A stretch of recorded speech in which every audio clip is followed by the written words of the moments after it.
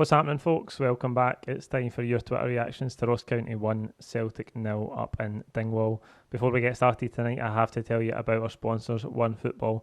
The OneFootball app has everything that you need from a football app. You can get line-up notifications as soon as the teams are announced on match days. You can get pre-match stats as well. You can get goal alerts from around the world, league tables from around the world. You can keep tabs on top goal scorers, top assist makers. You can add widgets to your home screen that will keep tabs on Celtic's next game, who it's against, what the kick-off time is. That's if you can still be bored watching at this stage. You can download the app by clicking the link in the description of this video. It is a great way to support the channel, so if you want to help out, click the link below and download the app. We'll start tonight with Dan Miller. It's just a bit sad now, isn't it? The body language from the players from the get-go was negative. There was absolutely no tactical change throughout the 90 minutes. Hoof it and hope. Prime Lenny ball. Aye, if you're watching this expecting me to say anything new tonight, anything that I haven't already said in the past 5 or 6 months, then you'll be disappointed, because all I can do is regurgitate everything that I've said this season, because it was just another horror show. It was another game that we let drift by, where Neil Lennon picks a team with 3 number 10s in it. There's 3 strikers on the bench, and what must they 3 strikers sitting on the bench be thinking when you're playing the team bottom of the league and the manager's put a number 10 up front before any of yous? But Neil Lennon's got a history of that. He likes to get technicians in the team. He likes to play Callum McGregor at left back. He likes to flood the team with the best players, regardless of what position they play in. What kind of managerial decision is that, to just put your best players in the park regardless of the position that they're actually specialists in? If you're going to play 2 up front, play 2 strikers, because we ended up with a situation tonight that I talked about before the game, and we've seen time and time again this season whenever that's happened. Too narrow in the middle of the pitch, and we just let the game pass us by. Far too many of the players are phoning it in. They've absolutely gave up the ghost, and that is the situation we're in, but they've still got to go out there and perform, because they're getting paid an absolute fortune and they've let us down this season. And as for the manager, I mean, it's just the same old, innit? A team that plays in moments. The 3 glaring chances we got in the first half came for 2 Ross County unforced errors. The first time Callum McGregor beats a man, somebody beats a man and opens the pitch up, plays in Edward, good cutback. Christie plays it at the park. No system, no patterns, no sequence. There's nothing to this Celtic team, and that comes down to the manager. Craig Mack, 67, boring, unorganised, completely void of any tactical discipline or creativity. The number of players who have regressed under Lennon is frightening. It's no surprise they all want to leave. Every action and decision we make as a club nowadays just makes no sense. Aye, I think tactical discipline, creativity, that's something that we've been lacking all season. And again, I don't want to sit here and just repeat myself, because I've done that enough. And talking about the number of players that have regressed under Neil Lennon, I mean, frightening.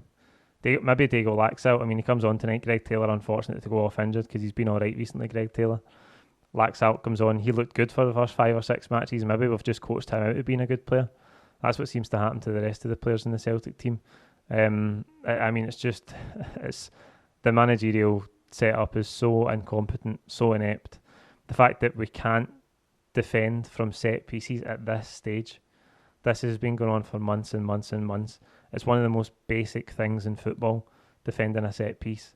And as I said in the live full-time reaction video, we've got Jordan White getting marked by Diego Laxalt, Jordan White's got about a foot in height on him. Why is Ayer not marking him? Ayer's the tallest player in our team. Why is he not picking up Jordan White? Runs off Laxalt, heads it in. Schoolboy stuff. I mean, how long does it take to fix that in a training ground with competent professional footballers and a competent manager? Not very long, but we're still here making the same mistakes months and months and months later. Kieran Cochrane, embarrassing and abysmal. The defending for the goal was shambolic. Surely we can get a manager that can set up a team, give the players instructions, and can defend set pieces. Lennon out. Aye, as I say, it seems pretty basic to set up a team about how to defend a free kick, and how to defend a corner, but it hasn't improved all season, and that's why it just baffles you. Like, what are the team doing on the training ground? Are they doing anything on the training ground? Obviously, Martin talked about in the full-time reaction video, the pre-match press conferences tonight, where John Hughes is telling you about his tactics, and Neil Lennon's just saying, we need to score more goals, we need to, and he's just put platitudes. Neil Lennon's coming out of platitudes, and John Hughes is talking about tactics. And again, I know a lot of people have argued that this season about how does MD know how good Neil Lennon is tactically, and what about this and what about that. You can see it every week unfolding before your eyes. His inability to change things, his inability to improve the team, his inability to fix the defensive issues at set pieces. It is so glaring. It is untrue. We'll finish tonight with Kenny Campbell on a humorous note, because listen, if we didn't laugh, we'd be greeting long ago.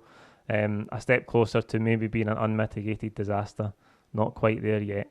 I can't believe. I mean, you could write a book about the bullshit that Neil Lennon spewed in press conferences this season, the contradictions, all the things that don't add up, the secrets as to why there's a big secret as to why things haven't gone to plan this season, but you can't tell anybody what it is.